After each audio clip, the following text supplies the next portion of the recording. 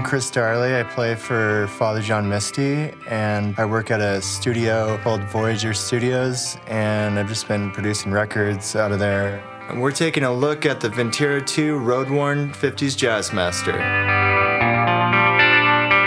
With vintage guitars, the lacquer, the checking, it all tells like a story, you know, of the guitar and what, you know, you can just really feel the energy pass through it, and that's what's cool is you can see, you know, all the energy that's put in the guitar and all the love and, you know, an angst of someone getting out their anger on an instrument. Yeah, it's really cool.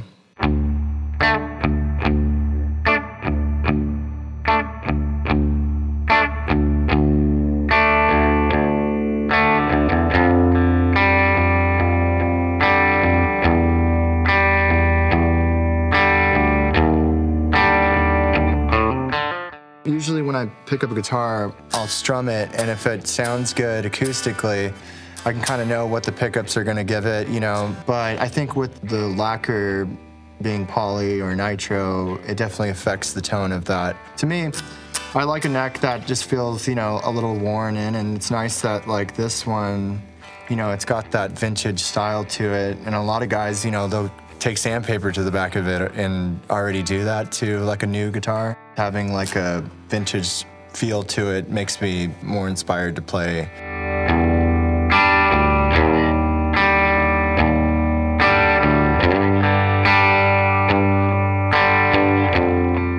When I got my 59, I just realized, like, oh my God, like it spoke to me in a way that was new and fresh, and vintage guitars have responded to me more so than newer ones. There's a lot of magic that went into building those guitars back in the day, and, you know, a Jazzmaster became more of like a sound I associated with myself.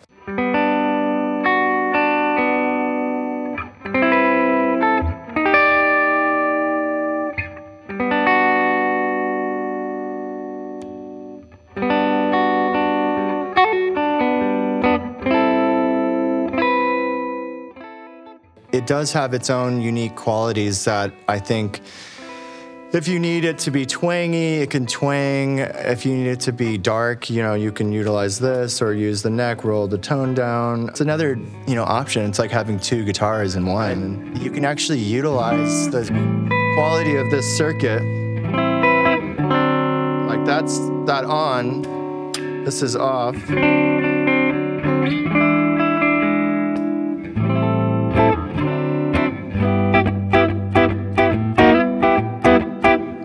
I've always utilized that. I just think it's one of the most versatile guitars like ever made.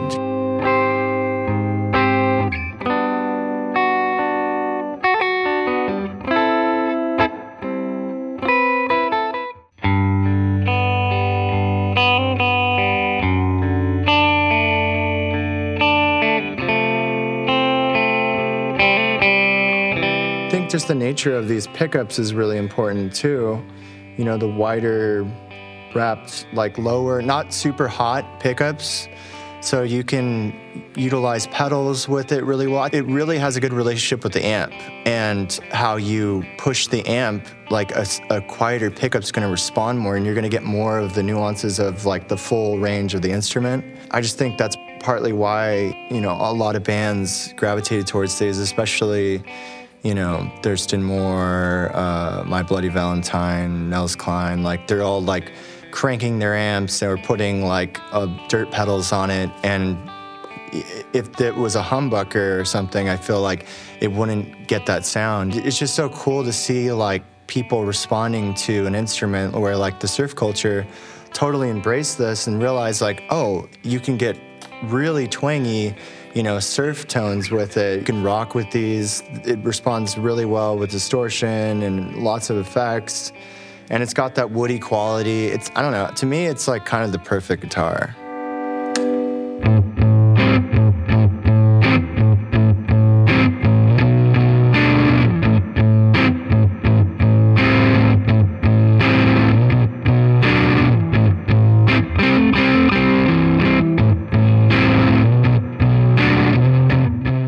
it's kind of the underdog, you know, guitar, and I think that's what was appealing to artists through history. It's almost like a club. It's like once you know what I mean? The way it looks too is just kind of a statement in itself, you know? It's this weird, like, Gumby-esque looking, you know, thing, and I think it's beautiful. You can really tell that Leo Fender put up like a lot of time. Like, this was supposed to be like the Swiss Army knife guitar. Like, he hadn't done anything like this before. And so, like, I don't know, I can see the beauty in that, you know? I feel like a lot of other players respond to that as well.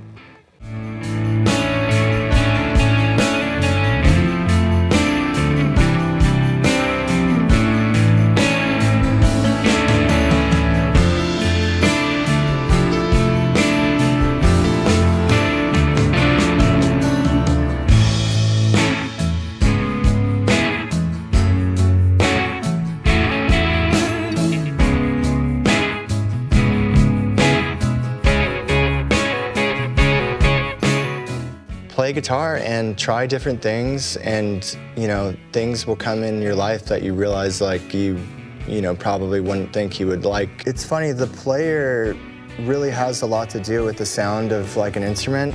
You can't hear like similarities with everybody using a Jazzmaster because of the guitar, but it's so cool that a guitar allows you to like freely speak through it with the tone of your hands and what pedals you use and stuff like that. That's what I feel like, you know, finding my 59 Jazzmaster was, it totally changed the way I played and inspired me to be, you know, a better player and search for new tones and sounds. Once somebody plays one of these, they know immediately if it's for them.